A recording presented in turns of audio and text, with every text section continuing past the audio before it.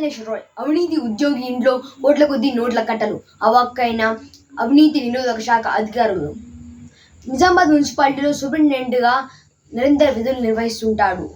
అయితే అతని అవినీతి భాగోతంపై ఫిర్యాదులు రావడంతో ఏసీబీ అధికారులు అతని ఇంట్లో సోదాలు నిర్వహించారు. ఈ సోదాలలో 3 కోట్ల నగదుతో పాటు అరకిలో బంగారం, స్త్రీ ఆస్తులను గుర్తించారు. అవినీతి ఉద్యోగి నరేందర్ను అరెస్ట్ చేసిన ఏసీబీ అధికారులు.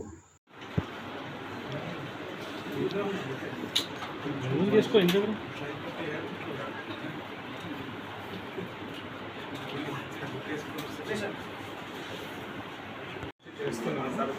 దాదాపు 4 టీంలు నిజామాబాద్ 3 చోట్ల తనిఖీ చేయగా ఇది మున్సిపల్ ఆఫీస్లో పనిచేస్తున్నటువంటి నరేందర్ బాబుతో మార్నింగ్ నుంచి నమోదు చేసి రిమాండ్ తరలించడం జరుగుతుంది. మిగతా ఇంకా ఇన్ఫర్మేషన్ వస్తే దాని ప్రకారం మళ్ళీ సోదాలు చేస్తాము.